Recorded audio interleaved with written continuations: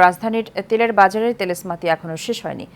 কোনো জায়গায় পাওয়া গেলেও বাড়তি দামের অভিযোগ ক্রেতাদের। এদিকে শীতের সবজির বাজারে সয়লাভ হলেও এখনো বাড়তি দামের অভিযোগ অনেকেরই। কাউসার আহমেদের রিপোর্টে বিস্তারিত। কখনো বন্যা, খরা, বৃষ্টি, আবার কখনো এসবের দোহাই দিয়ে কৃত্রিম সংকট তৈরি করে দাম বাড়ানো হয় নিত্য প্রয়োজনীয় পণ্যের।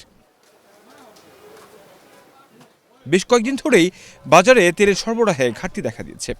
এটি নিয়ে জনমনে ক্ষোভ তৈরি হয়েছে। তবে বিক্রেতারা বলছেন 2-1 দিনের মধ্যেই স্বাভাবিক হবে পরিস্থিতি। আমি বাজারে দেখলাম কোনো দোকানে সয়াবিন তেল না। এর কারণ উত্তর আমি খুঁজে পাচ্ছি না, কি দাম বাড়বে না কি কমবে এর কোনো উত্তর নাই। আমি এই জন্য সরকারকে অনুরোধ করব যত তাড়াতাড়ি এই তেল সাপ্লাই দিতে। 15 দিন ধরে মার্কেটে আমরা কোম্পানি তেল পাইতেছি না, ডিস্ট্রিবিউটরে পাইতেছি না। কারণটা কি? কোম্পানি সিন্ডিকেট করে। এটা উচিত সরকারের এই কোম্পানিকে সিলগালা করে দেওয়া, যে তেল কেন দেবে না, তেল কোথায় গেছে? এতদিন অ্যাভেলেবেল তেল আছে, এখন তেল নাই কেন?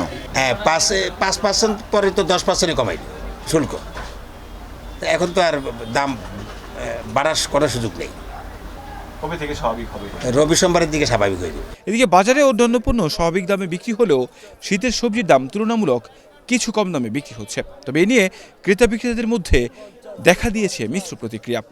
শাকসবজি প্রচুর আছে, কিন্তু তারপর দাম এখনও কমে না আর কি, হাতের নাগালে আসে নাই। কাজে সরকারের আমার মনে হয় এই দ্রব্য মূল্য যা কিছু আছে যাতে সাধারণ মানুষের ক্রয় সীমার মধ্যে আসে, এই বিষয়ে ব্যবস্থা নেওয়া উচিত।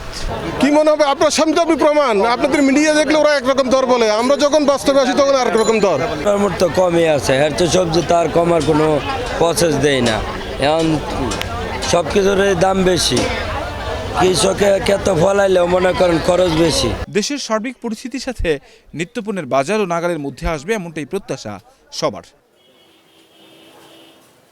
কাউসার আহমেদ, এশিয়ান টেলিভিশন, ঢাকা।